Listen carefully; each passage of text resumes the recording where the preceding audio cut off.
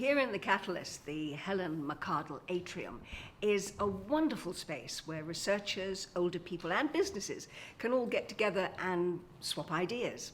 But more than that, what it does is honours an incredible philanthropic gift from one of the university's greatest supporters, and that's Mrs. Helen McArdle, CBE. Now, she's the entrepreneur who set up a whole list of very successful care homes, which means that she's had first-hand experience of exactly what the challenges are as we get older and perhaps when we're affected by ill health. But more than that, what her support and gift means is that the university can continue to be one of the world leaders in research when it comes to addressing priorities for old age. Helen is with me, and Helen, I heard you giggling just now because you were in the drive lab, sat at the wheel of the car. How did you get on? Not very well, I have to say. I think my son said actually it's how I would drive normally, but it was amazing, absolutely amazing experience. I've had a little bit of similar experience in a Tesla. My husband has in America. But I don't quite like that. I prefer to be in control. Yes. But for someone who needs this, it's amazing. Yes. But I mean, that's only one part of the laboratory here, because we've got the gate lab as well as the drive lab. And I know you've seen the work in both areas. What do you make of what they're doing here? Oh, I'm so excited. I think it's absolutely wonderful. The fact that we're actually spending time and energy on the elderly, I think is amazing, because often one could say it's poor relation in a way. But I'm so passionate about the elderly. It's been a big part of my life for so long. No, I think it's absolutely amazing. Well, clearly it has been. But I mean, the work that you've done, has that led you to think that perhaps we are an ageing population? More and more people are getting their telegram from the Queen every year because more and more people are getting to 100. Have you felt in the work that you've done that perhaps the ageing population is one that's been largely ignored and underrepresented when it comes to technology, to new advances, and that this is now an opportunity to put that right?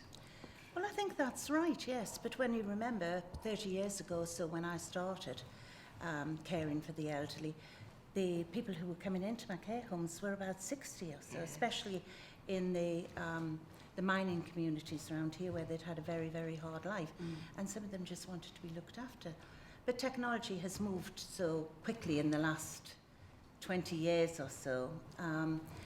It's now nice to be able to see that we are thinking about the elderly and how we can improve things for them. And it's more than that in a way, isn't it? Because when you think about it, take all of the people that we know ourselves in our community who are 60 or 70 plus. They have years of experience, years of knowledge, years of expertise that they can bring. Don't you feel it's been wasted, and that is a terribly wasted resource? Well, maybe it has been wasted, but I think now, in my era, I've travelled a lot more than people had maybe 20 or 30 years ago, so my lifestyle has been very different. And I think when I think back in the care homes, especially with Alzheimer's, everyone was focusing on the war years and things. Yes. That's long gone now. You need to get back into the real world of travel and things like that. So I think what I've seen over the years is how the many conditions that have affected the elderly and their families, and the impact that it has had on individuals, families and carers. Yes, because I say, all of that expertise has been going to waste as well. But also perhaps people haven't thought as carefully about how we might look after our ageing population. No, I don't think they have. No. What would you like to see them doing that would make it so much better? It's hard to say, really, because I'm not quite sure about that, Angela. I think that each individual is an individual, and it depends on their life, their expectancy. Have they got families around them? Some people are just lonely. Yes.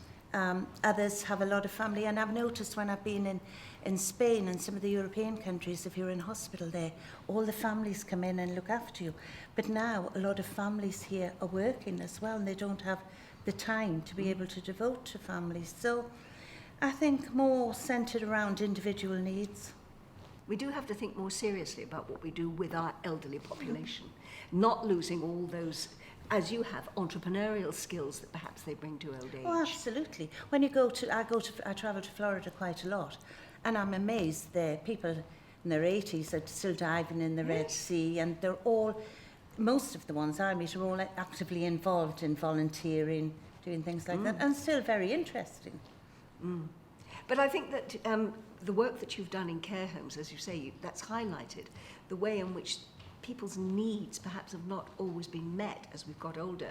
And that's something that we do have to think about now, because if somebody retires in their 60s, their 70s, and they live until they're in their 80s, their 90s, or even to 100, it's almost a third of their lives that we now have to accommodate, isn't it? That's right, I didn't think about that. It is.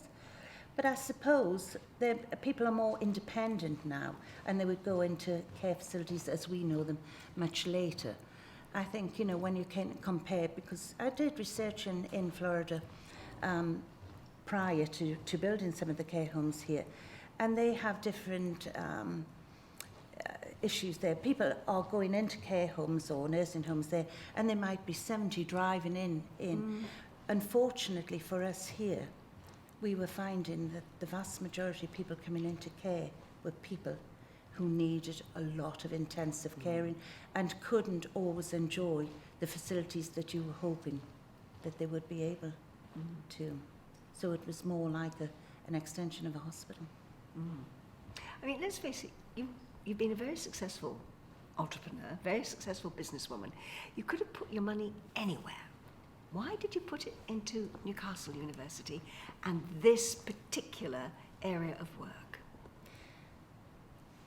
Well, I think I wanted to give back to the community, and the things that I thought about were things that would benefit the staff who worked for me. So obvious things were like cancer and Maggie's and things that affected them. But I've been so passionate about the elderly, and I'm growing old myself, and I want to live a lot longer. It's an insurance policy. Absolutely, it is an insurance policy, but I get pleasure out of seeing how we are helping the elderly and how it is improving their lives. Newcastle, obviously, because I lived here. And what do you think about the work that they do here? Are you inspired by it? Oh, it's fantastic, absolutely. And so it's exciting. And really, it's to think that really it's undoubtedly going to change ageing for the future, isn't it? No, it's absolutely exciting. Yes. I mean, are you surprised by the things that you've seen? Things that you didn't... I mean, for instance, you were trying out the car. You've seen the gate lab here working. Are you surprised by the kind of things that they're doing and discovering? Absolutely, but I can't wait to tell people about it. I can't wait to bring them along and say, come along and have a look and see what's happening here. You must be so proud that the building has your name and the work that's being done in it. Oh, I am really proud, and it's interesting. One of my architects who built a lot of the care homes with me rang me up recently to say, I see Angela Rippon is giving a lecture at the university and whatever, and you're there. I'm coming along to have a look at it, so he's actually coming tonight, and I'm delighted to be able to walk around with him and see what he thinks. Yes. You're out of the business now. Do you miss it? Oh, yes. Oh, yes. I had to think long and hard about it. It was a big part of my life. I always used to say I had my family, my friends, and my business. And that was my life, a very small circle of friends. But my friends were the people who worked for me as well. And it was like a family to me, like an extended family. Everyone knew they had to, if there was an issue with the families, it was always cascaded up to me. And we looked after each other. I was a hard taskmaster, but I think they got a lot back from me in the end. And everyone seemed to take a pride in the name and what we did. I loved it. Yes, I miss it. Well, the building has got, the atrium has got your name on it, Helen McArdle. And the work that's done inside the Catalyst here is very much attached to this building. So you're going to be coming and keeping an eye on them. Oh, I will be, trust me. Oh, trust me, I will be. Yes, no, I'm delighted with it. It's wonderful. Thank you. We're making a lasting difference, and you can make a difference too.